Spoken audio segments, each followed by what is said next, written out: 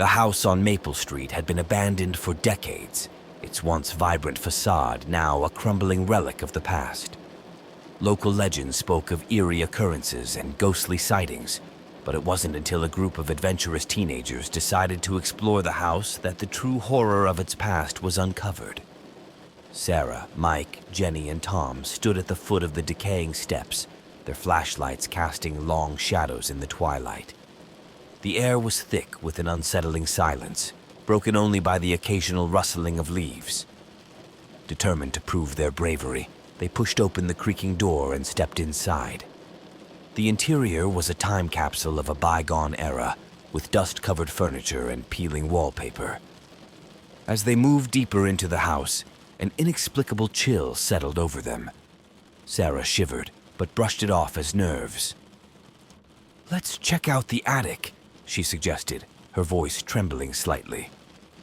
Ascending the narrow staircase, they heard a faint, rhythmic creaking, as if someone, or something, was rocking in a chair. When they reached the attic door, it swung open with an eerie groan.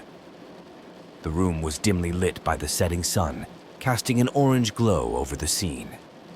In the corner, a rocking chair moved back and forth, empty yet animated by an unseen force. The air grew colder, and the creaking grew louder. Jenny gasped as a shadowy figure materialized in the chair, its eyes glowing with a malevolent light. Mike, trying to appear brave, stepped forward. "Who are you?" he demanded, his voice shaking. The figure turned its head slowly, fixing him with a gaze that seemed to pierce his soul. "Leave," it hissed, the voice a chilling whisper that echoed through the room. Ignoring the warning, Tom pulled out a camera to document the encounter. As the flash went off, the figure vanished, and the room plunged into darkness. Panic set in as they realized the door had slammed shut, trapping them inside. Suddenly, the air was filled with the sound of anguished cries and frantic scratching. The walls seemed to close in on them, the once spacious attic now a claustrophobic prison. Sarah clutched her flashlight, scanning the room for any sign of escape. The floorboards beneath them creaked ominously, and a sense of impending doom hung in the air. Jenny screamed as she felt a cold hand grip her ankle, pulling her towards the rocking chair. Mike and Tom tried to intervene, but were thrown back by an invisible force. Desperation set in as Sarah spotted a small window. "We have to get out of here!" she yelled, scrambling towards it. With a mighty effort, they managed to pry it open and clamber out onto the roof, just as the shadowy figure reappeared, its eyes burning with rage. As they fled the house, they heard a final, chilling whisper. "You cannot escape." They didn't stop running until they were far from Maple Street, but the terror of that night haunted them forever. Each of them would wake up in cold sweats, haunted by the memory of the ghostly encounter that had nearly claimed their lives. Years later, the house was demolished, but the stories of its haunting lingered. Some say that on quiet nights, you can still hear the creaking of the rocking chair and the whispers of the restless spirit waiting for its next victims.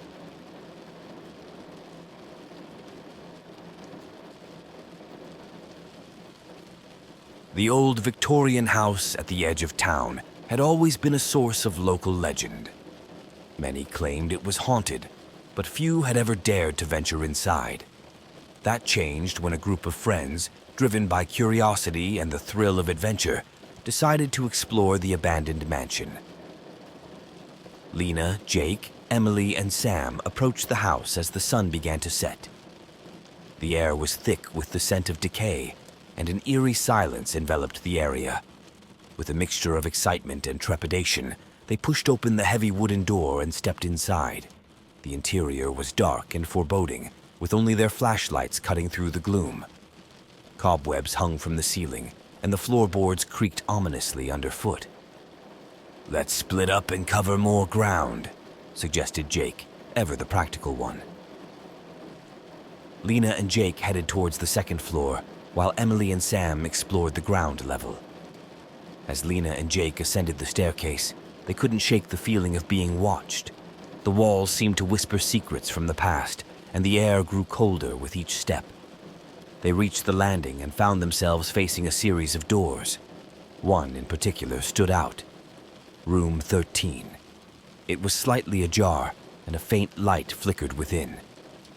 "We have to check it out," Lena whispered, her curiosity piqued.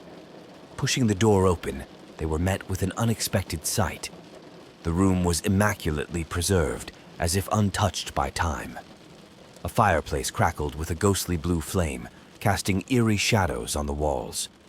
At the center of the room stood a grand four-poster bed, its canopy draped with heavy curtains. As they stepped inside, the door slammed shut behind them, and the temperature plummeted. A chill ran down Lena's spine as she noticed a figure standing by the window, its back turned to them. "Hello!" she called out, her voice trembling. The figure turned slowly, revealing a pale, ghostly face with hollow eyes. "Leave this place," it intoned, the voice echoing through the room. Jake stepped forward, his flashlight trembling in his hand. "Who are you?" he demanded. The figure's eyes glowed with an unnatural light. "I am the guardian of this house," it replied. "Those who enter room 13 are never seen again." As it spoke, the room seemed to shift, the walls closing in and the ceiling lowering. Panic set in as they realized they were trapped. Jake pounded on the door, but it refused to budge. Lena's flashlight flickered and died, plunging them into darkness. The figure began to advance, its eyes burning with a malevolent fire. Suddenly, the bed curtains parted, revealing a hidden passageway. "This way!" Lena shouted, grabbing Jake's hand and pulling him towards the opening. They scrambled through the narrow passage, the ghostly figure close behind. The passage led them to a hidden stairway, and they descended rapidly, their hearts pounding. The walls were lined with portraits of long-dead residents, their eyes seeming to follow the fleeing pair. The ghostly figure's whispers grew louder, urging them to give up. Finally, they burst through a door and found themselves back in the foyer. Emily and Sam were waiting, their faces pale with fear. "We heard you scream," Emily said, her voice shaking. "What happened?" Lena quickly explained their encounter with the ghostly guardian and their narrow escape. Without another word, they fled the house, not stopping until they were far away. As they caught their breath, they realized they had left room 13's door wide open. Over the years, the house remained abandoned, but the legend of room 13 grew. Some claimed to have seen ghostly figures at the windows, while others heard whispers in the night. But no one ever dared to enter the house again, for fear of encountering the guardian and never being seen again.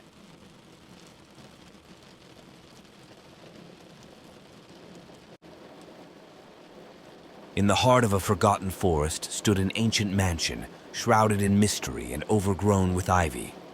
It was said that anyone who ventured inside never returned.